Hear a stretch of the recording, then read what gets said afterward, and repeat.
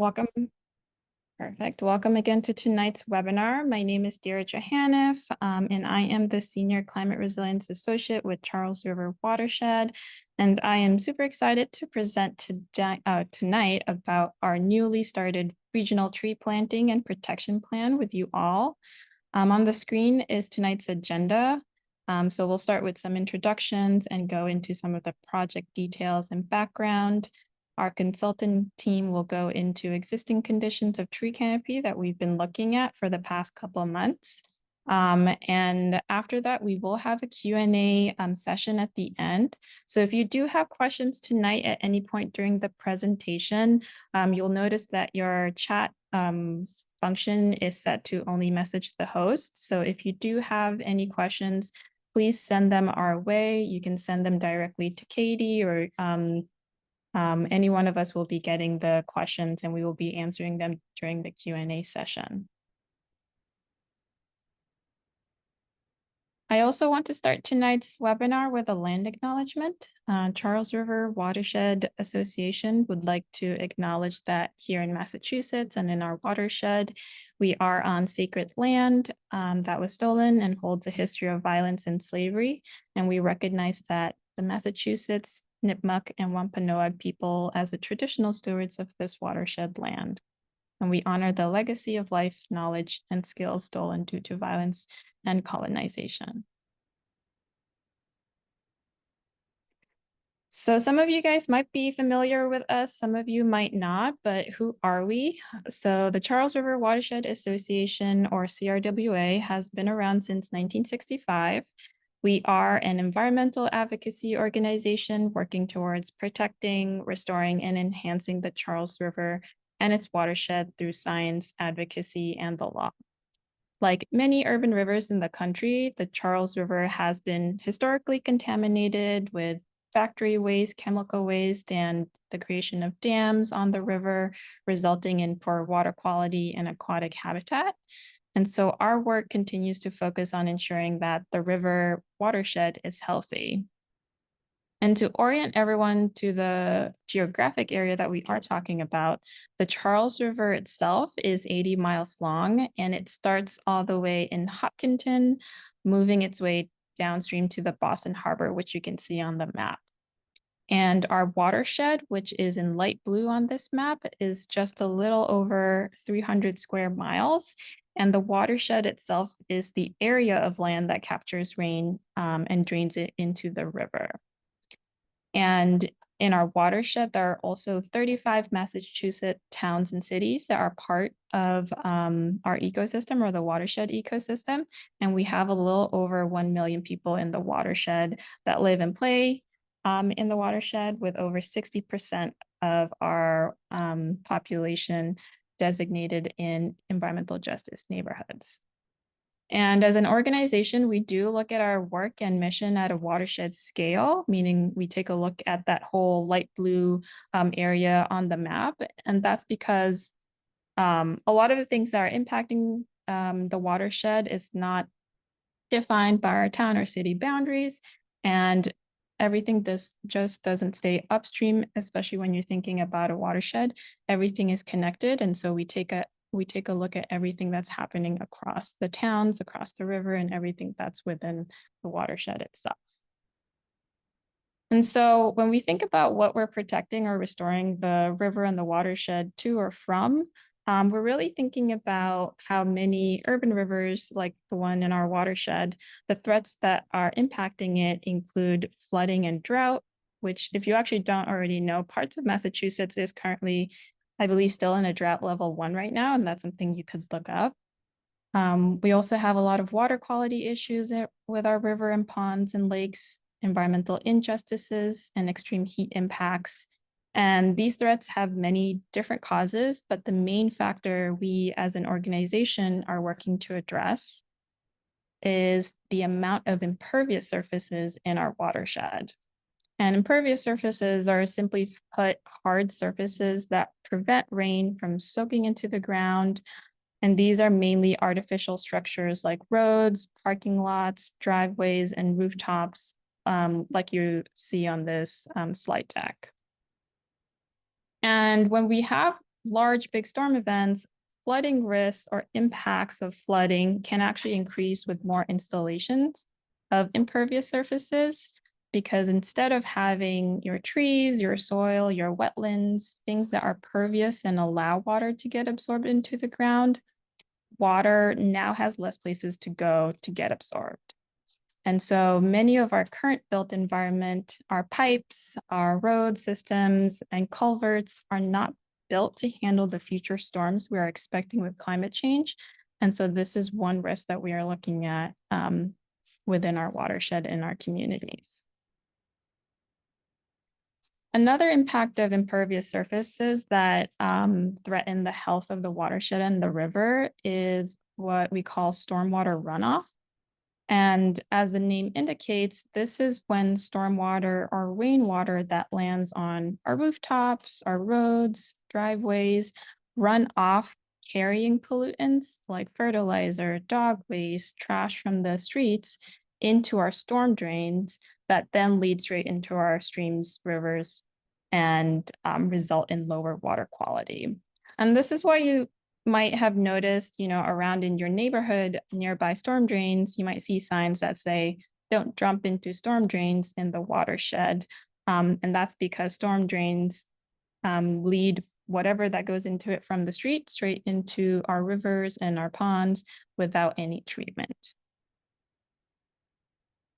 All right. Additionally, as you can see, or as you can imagine and probably have experienced already, a lot of dark impervious surfaces like asphalt can also lead to hotter temperatures.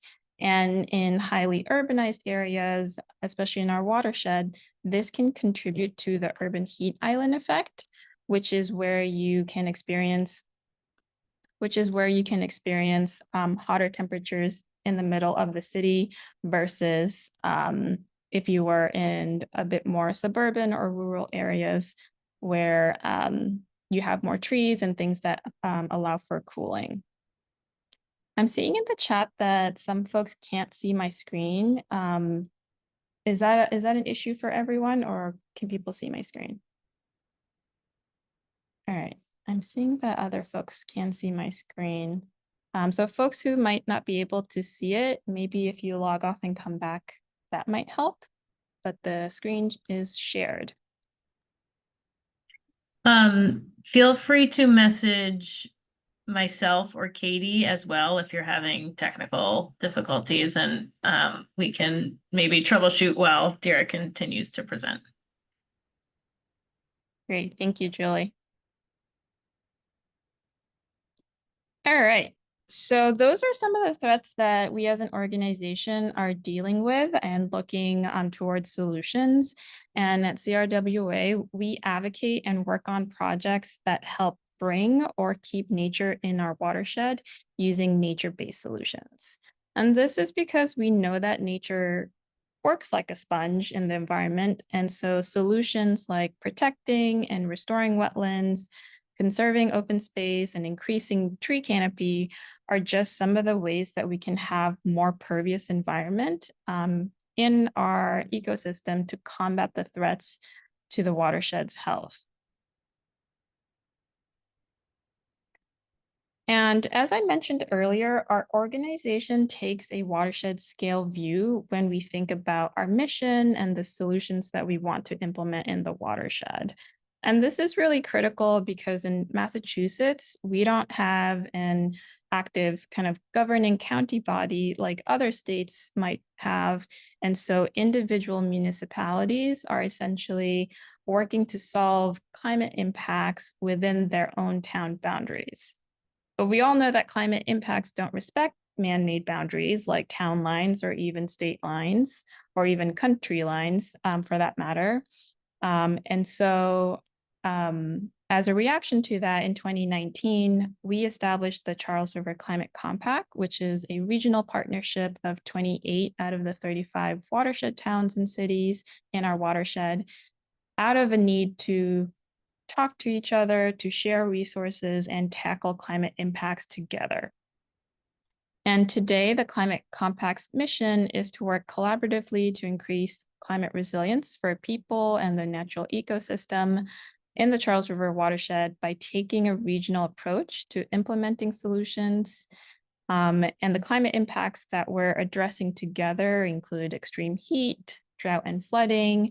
And we're looking to address them through multiple avenues of funding, planning, and policy changes and projects like we're talking about today. And I know some folks in this meeting are already familiar with some of the work we've done as a compact, as a climate compact. But for others, as a group, one of the major regional scale planning that the Climate Compact has already worked on together for the past 4 years is the Charles River Flood Model, which is a watershed scale model showing where and when flooding will occur in the future. And this has led to multiple flood mitigation projects. And I think Katie will share a link to that project itself. But as a group, the Climate Compact has also identified tree canopy as a climate resilient tool to help address many of the local climate impacts that the municipalities are trying to solve. And so this has led us to pursuing funding to build a regional tree planting and protection plan.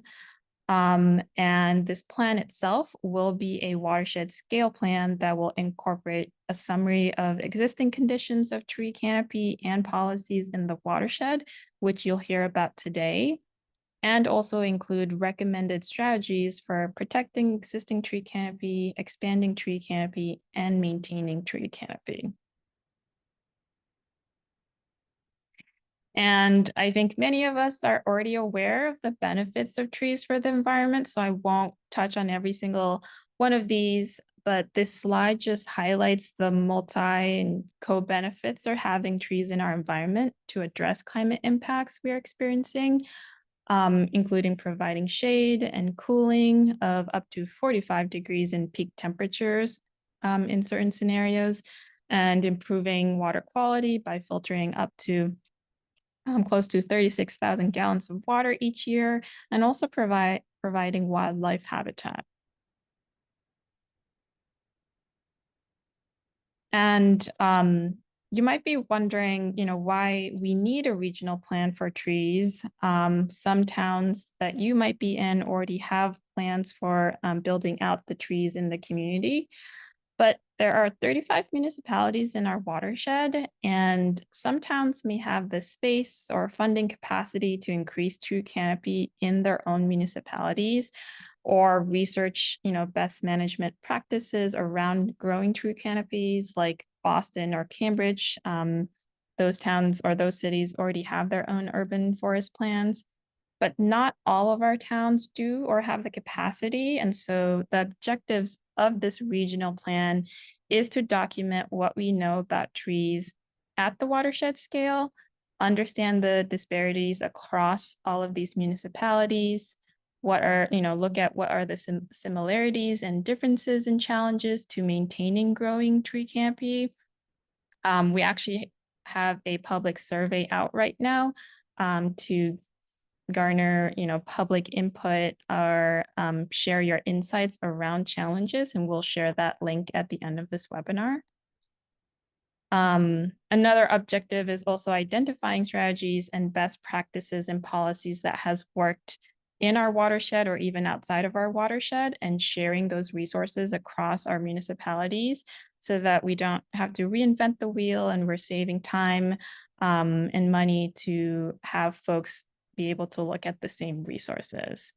And part of this plan is also looking to identify opportunities for planting in the watershed and then engaging relevant partners as that moves forward.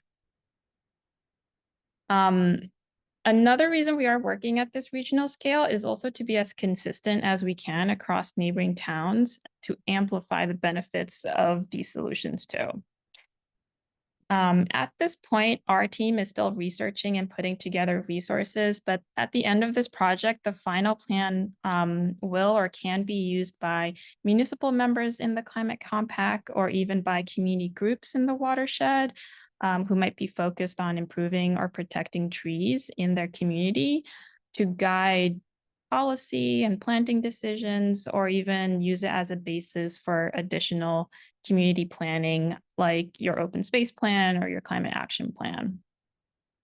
The final plan will also have actionable recommendations for communities across the watershed to take. So there will be actions that the Charles River Climate Compact itself will be acting on at the end of this.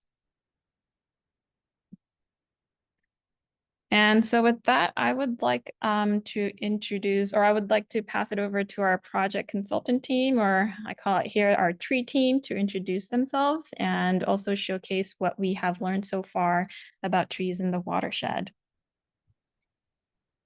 Thank you, Claire, I'll pass it Dira. off to you. Thank you, Dira. That was a lovely setting the stage for our project. And thank you, everybody, for joining us tonight. I noticed there are some familiar names among you, and I appreciate all of you taking time to hear about our work. My name's Claire Corcoran. I have a master's in forestry, and I have 2 arborist certifications. I've worked as a plant community ecologist and as an urban forester. So I put together this incredible team. I'm so fortunate to have my colleagues joining me tonight and with this project. Chad Fisher is a recent graduate of the Tufts School of Agriculture and the Environment. He is a geospatial analyst, and he did a phenomenal job gathering and manipulating and generating wonderful analyses of the watershed for this project.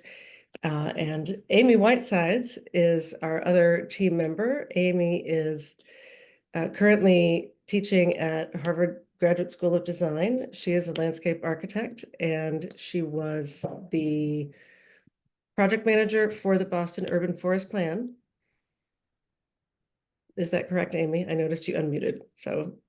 Oh, no, I didn't unmute for that reason, but I was the project lead on the consultant side, so not the city side project manager. Yeah.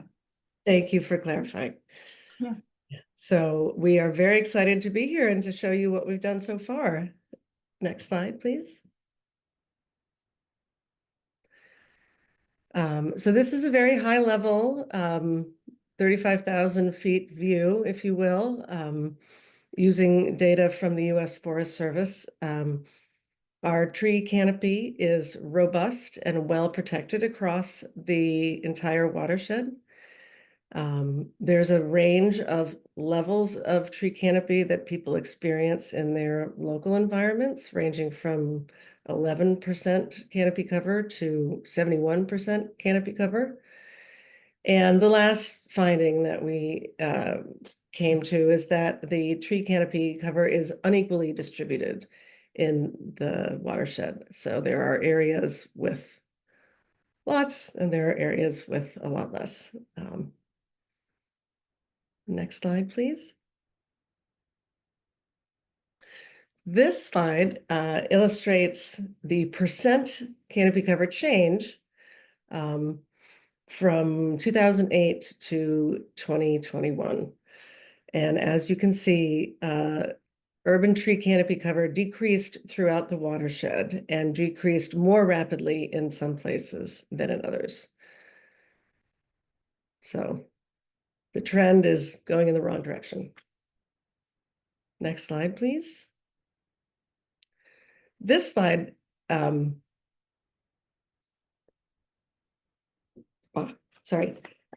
just getting my notes together. This slide looks at the impact of canopy cover relative to heat. This map shows the areas that are the top 50% hottest, and they do correlate directly with the lower tree canopy areas that you see on the left.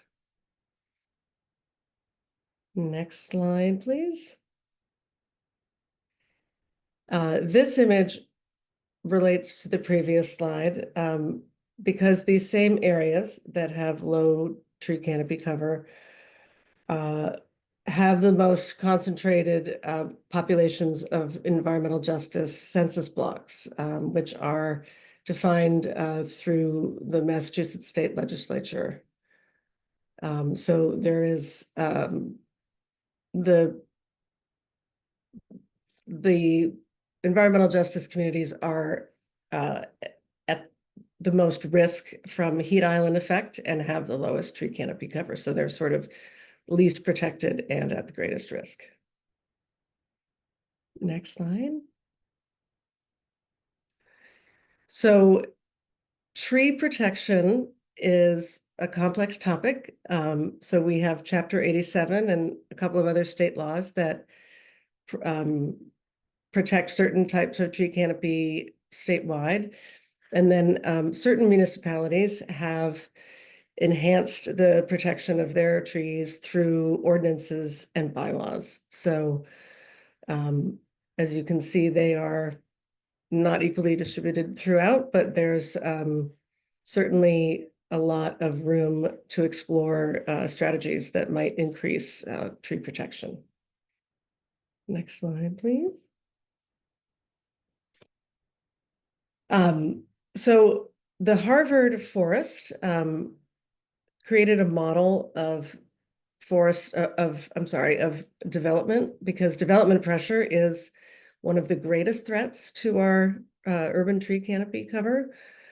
Land use conversion generally means complete loss of that tree canopy, and more often than not, permanent complete loss. So this map on the right shows a model of the future in which it's sort of business as usual scenario. And under that scenario, we stand to lose up to 45% of our unprotected tree canopy watershed wide by 2060. So I believe at this point, I'm going to turn it back to you, Dira. Yes, thank you, Claire. Yeah, and so that, is a quick snapshot of what we have kind of been looking at for the past couple of months as a team, looking at all the available data that's out there. And I know that was kind of a quick overview, but at the end of this presentation and this webinar, we will also be sharing a link to our story map, which if you're not super familiar with story maps, it's kind of a really cool interactive way of displaying a lot of the data and mapping that you've done. And so we currently have one that our team has made, which kind of highlights a lot of the data that you saw today and some additional data with a lot more kind of explanation of some of the numbers, and you're able to kind of look at the map in more detail, and some of them are a lot more interactive, so you could even zoom into your neighborhood or community to kind of get a little bit more better details about some of the data we presented tonight. And so that will be shared after this webinar, and as mentioned earlier, our team moving forward from here will be working to identify best practices and strategies for 3 different categories in this plan. One on protecting trees, using local ordinances or bylaws, maybe conservation practices and other practices to ensure that existing mature trees in our canopy are preserved. We'll also be looking at strategies to planting more trees to expand tree canopy across the watershed, with a priority for locations or neighborhoods that currently have low canopy and are designated as environmental justice neighborhoods. And the last category that we'll be kind of looking at is also on maintaining trees against climate-related threats. So thinking about pests, invasives, heat, and looking at what the existing best practices are to provide those kind of information in this plan to our municipal partners. And we are looking through a variety of existing resources from within the watershed as well as across the nation. But if you do have any resources to share, please feel free to email me at the end of this. You'll also see my email, but we are looking to see what programs or regulations and things exist in the community to either model or showcase or highlight in this plan. And one of the things that I'll also highlight that we might have not touched too much on is the watershed itself is very diverse. And so a lot of these strategies that we are looking at, we are going to kind of fine tune as best as we can to the different communities in the watershed. So if it's in an urban community, those suggested or recommended strategies are going to be different than what we would recommend to communities in our watershed that are more rural and already have a larger tree canopy kind of baseline.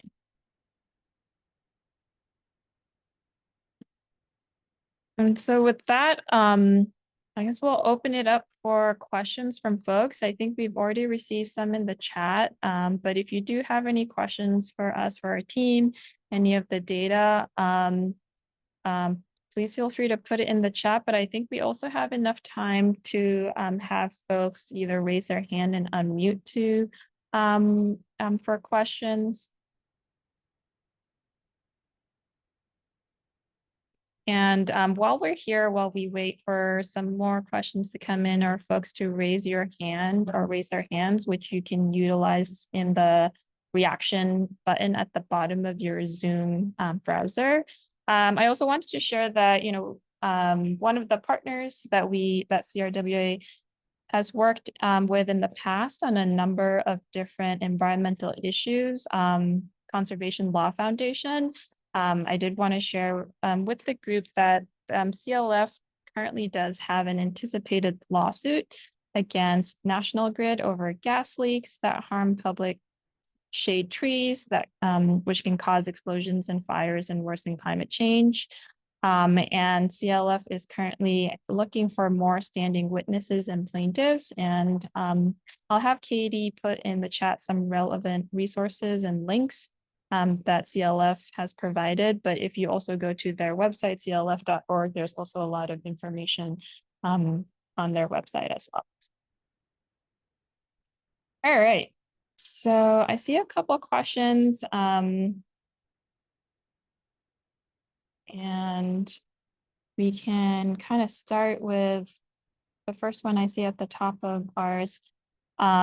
Someone's comment or question is that they're interested in our approach to invasive plants, including invasive trees like Tree of Heaven and Norway maple that are reducing both carbon storage and biodiversity in at least some of our native oak forests.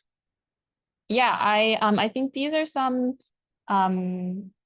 species, Claire, Chad, Amy, definitely correct me if I'm wrong, that we've, listed as, threats to tree canopy in our watershed. And so as mentioned in the previous slide, this is something we are working to kind of do more research on, looking at what existing best management practices are to provide for our municipalities in terms of approaching to invasive plants. Again, if folks have really good resources that they would like to share, please feel free to either put in the chat or share it with me via email. All right, another question. I'll do one more chat questions and then I see a hand up. What is a good place to get seeds for local tree species? I'd love to start some sampling and ask neighbors to grow them. However, I worry I may mis-ID something. I'm going to pass that question off to you, Claire, if that's okay. Sure. I would suggest that you consult the Native Plant Trust, which is not in the watershed, but near the watershed, I believe. They'll have resources on how I believe that there's stratification. Some seeds need cold periods before they sprout. So I would definitely do some research and consult some expert tree nursery folks, which, they have ample access to over there. They're very helpful and they have lots of resources and lists as well. And they actually sell plants too, native plants grown from seed. So I hope that's helpful. Great, thanks, Claire. All right, I think we can take one live question. Charles, you should be able to unmute and ask your questions.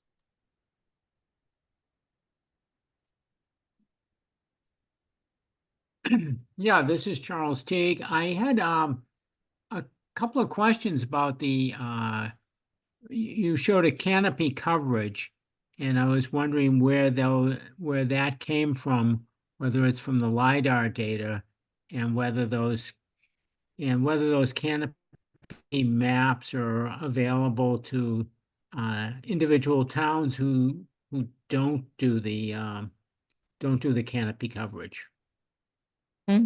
Yeah, great question. Chad, yeah, I'll pass Yeah, that off to you. no, I'd love to. Yeah, so unfortunately, LiDAR data is often really hard to get. And so our data is using remotely sensed data from the US Forest Service at 30-meter resolution. We would love to do LiDAR canopy data, but that's often only accessible to really well-resourced towns like Boston and Cambridge that have already done that analysis.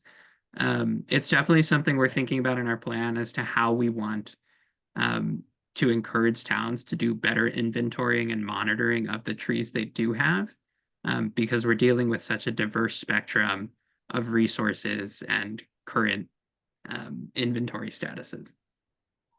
Can you process the LiDAR data because it is available from Homeland Security on an annual basis? Sure. If you want to send that data source through to us, we'd be happy to take a look. Okay, but do you have the facilities to do that? What do you mean by facility? Do you mean like the computing infrastructure mostly? Yes. We could figure it out. I'm not entirely sure without having looked at the data specifically, but it's a great suggestion. I'll put my email in the chat and you can send me an email. Thank you. Great. Thanks, Charles. All right, I'll do one question from the chat, and then Tony, we can head over to you. Another question that came through, will this presentation be available to share and to watch later? I'd love to share and discuss it with other folks in their community. Yes, so the recording for this webinar will be shared hopefully in a couple of days. It will be available on our YouTube page. And in our follow-up, we will also have the links that were shared through the chat throughout this presentation, as well as a link to the survey that I had mentioned earlier. And I'll mention it again before we close out as well. All right, Tony. Hi, this is Tony Dreyfus. I'm a Boston resident, live in the Jamaica Plain area of Boston. And I wanted to ask a little bit more about your understanding of what efforts could be made to slow loss of trees to development. You showed in the data that showed decline of tree canopy over some years, different percentage declines in different communities, somewhat surprising, big declines in some of the more the less urban communities in the watershed. And I'm wondering whether you understand that, is that primarily due to development of housing and commercial property, and what kinds of strategies you can imagine that could slow or reverse those losses?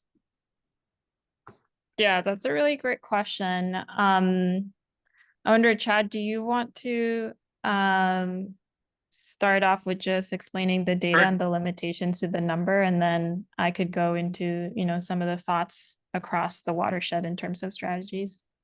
Sure, yeah, I'd be happy to start with that. Yeah, we definitely saw that losses were much more pronounced in upper watershed communities that tend to be more rural and tend to have more trees to begin with.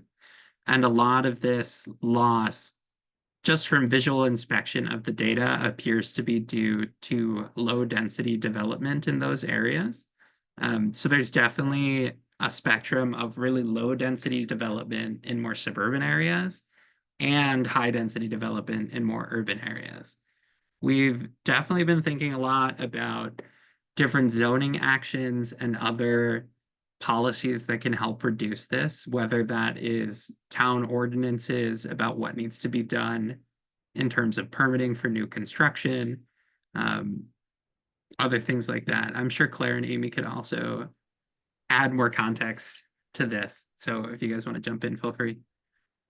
I would just add that this is sort of exactly what we're grappling with kind of currently in our next phase is what kind of specific policy recommendations make the most sense for different types of communities. But as Chad said, there's a handful of things like zoning, changing the zoning setbacks so that there's space for trees throughout, neighborhoods.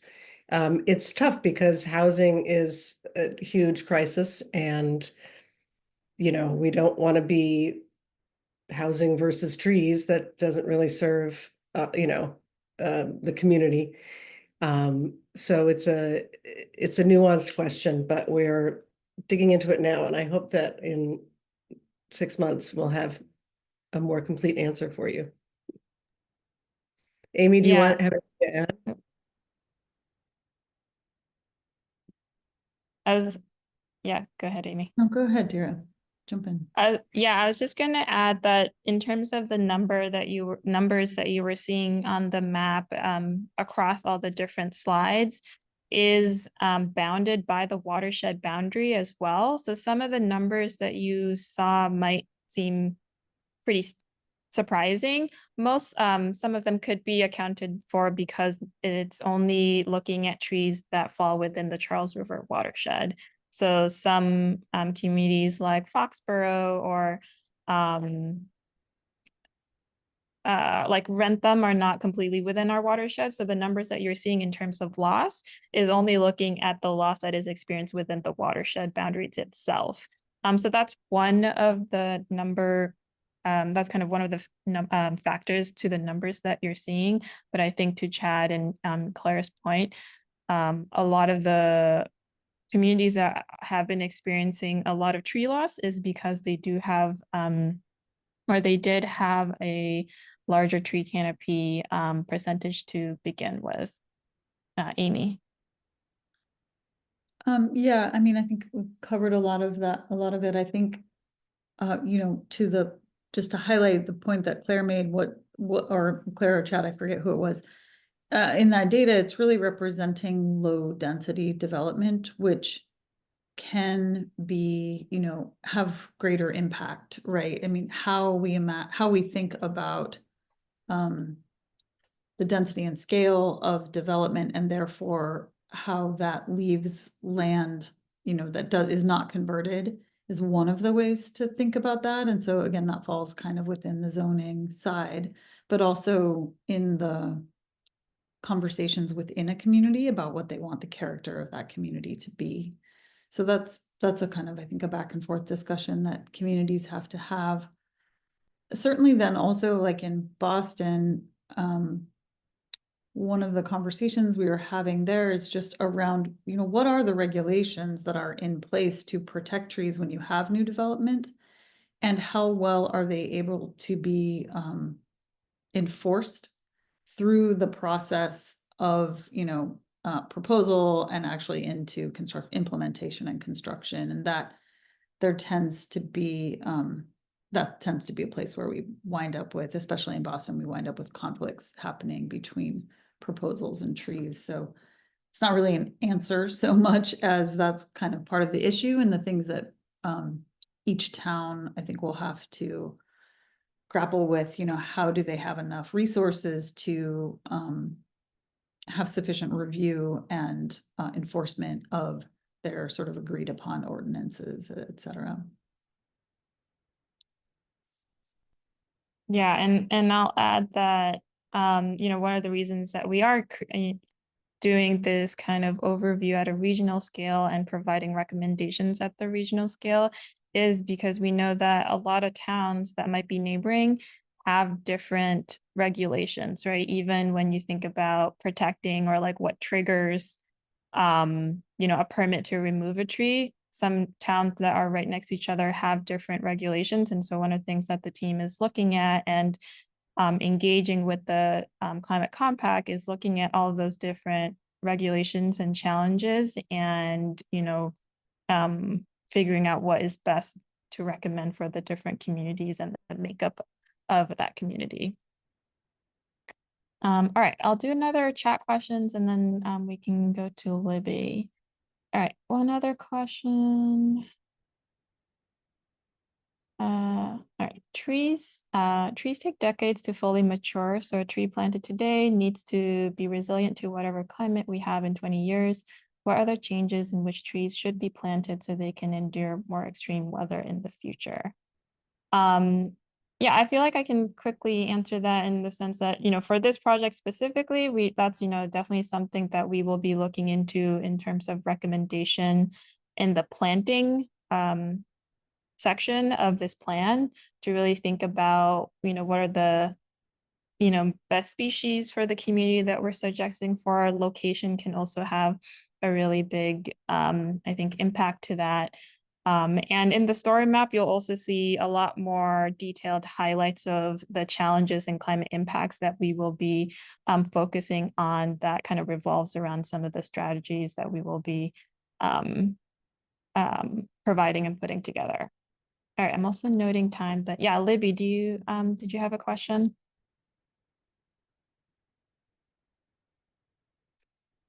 Oh, did I lose Libby?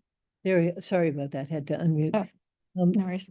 So I'm communicating from Watertown where we're pretty desperate to establish a tree ordinance because we're losing so many trees to development. As I'm sure you're well aware, developers will, it's really on small properties that we're losing so many trees.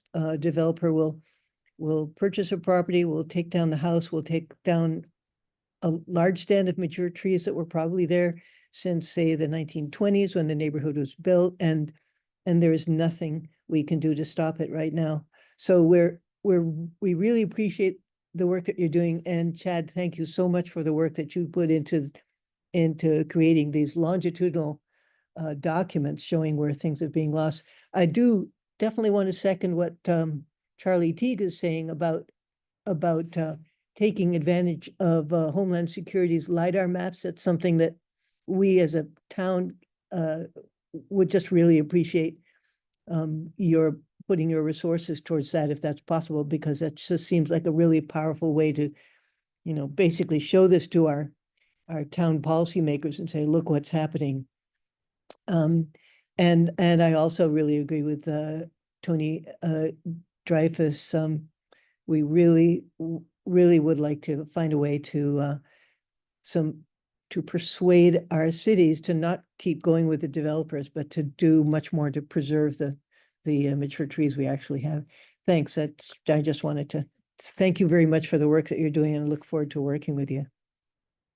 Yeah, thanks so much, Libby. Yeah, I think there's definitely a lot of interest from different community members and communities that, want to look at higher resolution data, which we totally understand.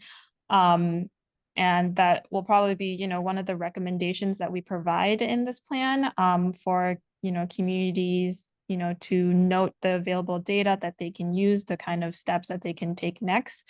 With us or, on their own, with their own funding to kind of look into higher resolution data to be able to map some of those challenges and opportunities for a growing tree canopy. All right, I'll go through some quick kind of questions in the chat. One person was asking, where do we let you know about a program that fits or supports this model, an email or somewhere on the website? Yes, okay, so I'm actually just going to go to the next slide, which has my email at the top of it. It's djohanif@crwa. Definitely reach out to me if you have resources or things to share, questions about the project. That would be the best way to get in touch with me. All right, is there any information about the factors to be used in decision-making regarding types of trees. There are so many factors that could lead to different plans, native tree considerations, pest-wide diversities, trees with drought and drought tolerance, planting that can sustain best in heavy storms.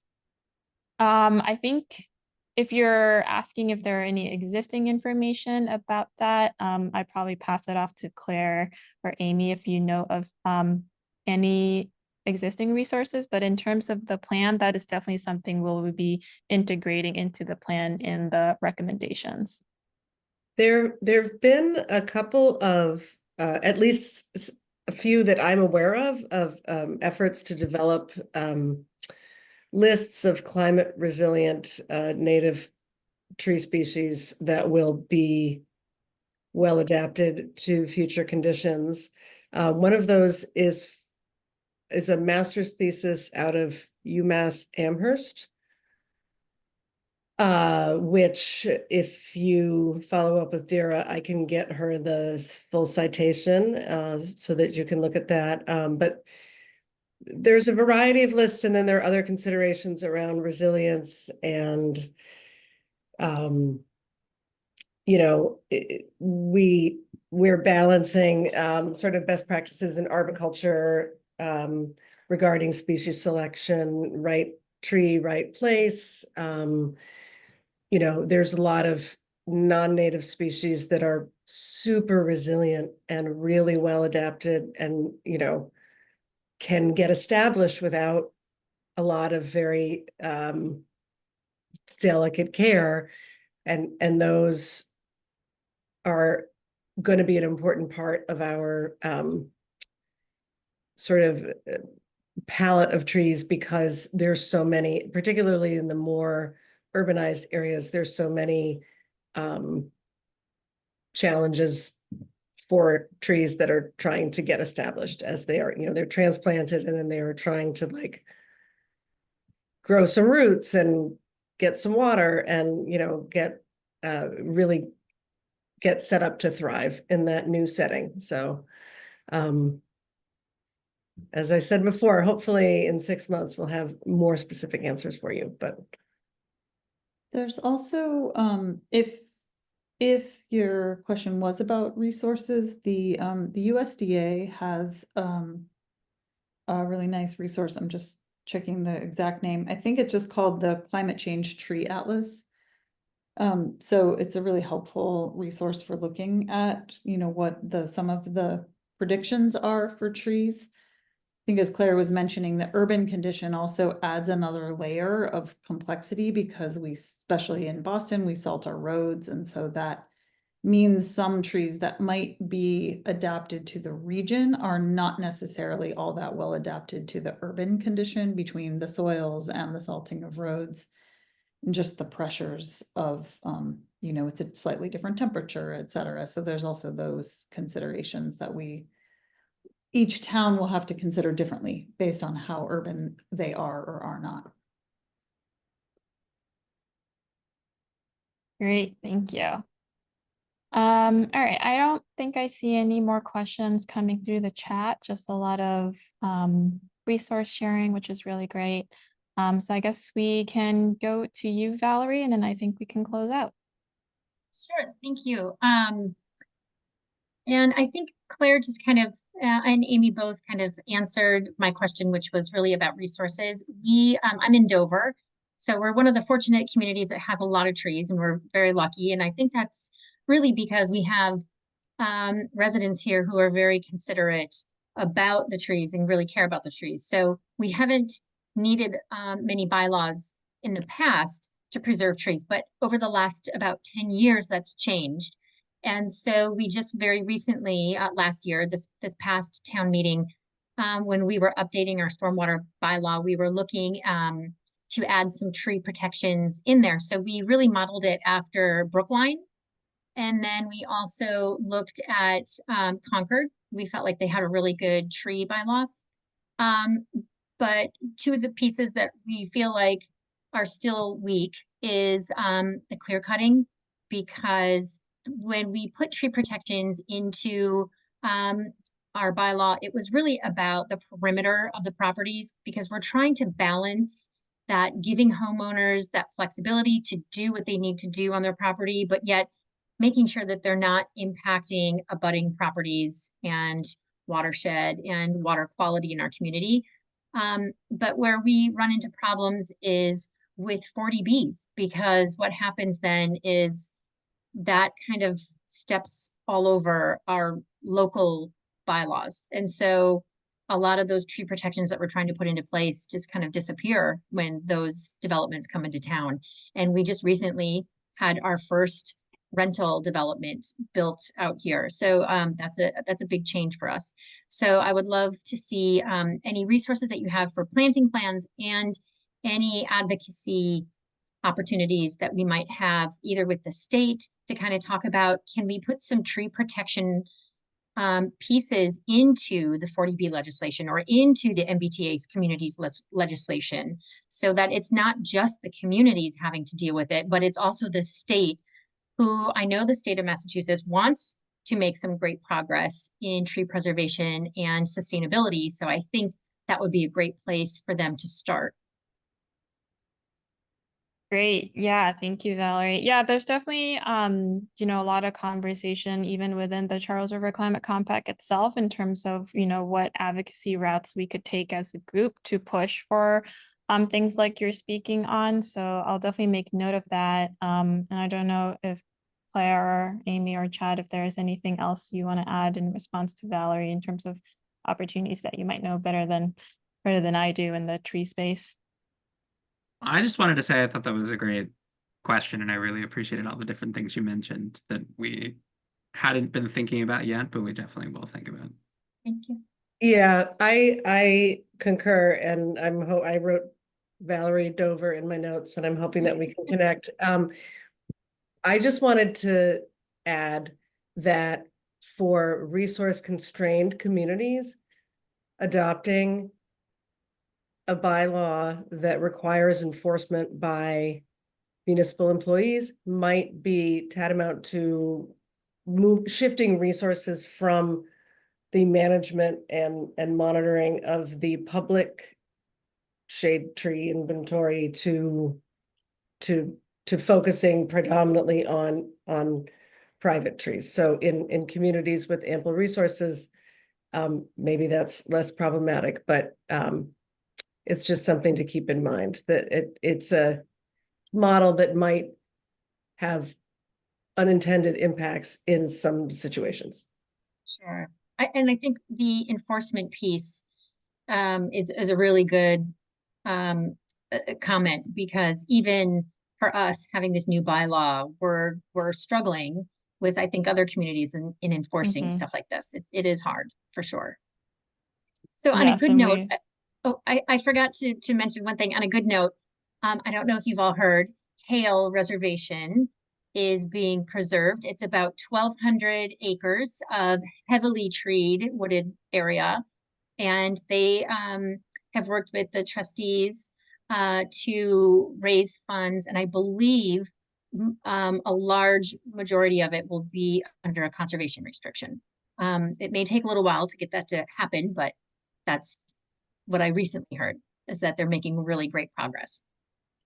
That is terrific news. I know Chad knows exactly what you're talking Been about. on every map, yeah, every single map. Like this is so important. So that's great to hear. Yes. Great. Thank you, Valerie. And yeah, that's definitely something, you know, that we would probably highlight, you know, in the plan, as, you know, this is a kind of opportunity that could do a lot of the protection of existing mature trees. All right, just noting time, it's 7:59, and definitely want to make sure that, you know, we close out properly. You know, a lot of the stuff that has been shared in the chat will be shared in our follow-up email as well as the recording. Please feel free to, again, contact me if you have any questions or resources or ideas or want to chat. And also take our survey when you get the link, or I think it's also in the chat, which will be closing out November 8th. I'd also want to take a moment to thank our funder, the Forest Service, that have funded this work that we're doing, which has been a really great partnership as well with Claire and the team on this work. And yeah, definitely feel free to also sign up to our newsletter to receive any of the updates regarding this project and other projects that we have. But with that, I want to thank everyone again for joining us tonight. Hopefully we will see you all soon again with some more updates to our project. Thank you. Thank you. Thank you, everyone. Bye-bye. Bye-bye. Have a good night, folks. Thanks.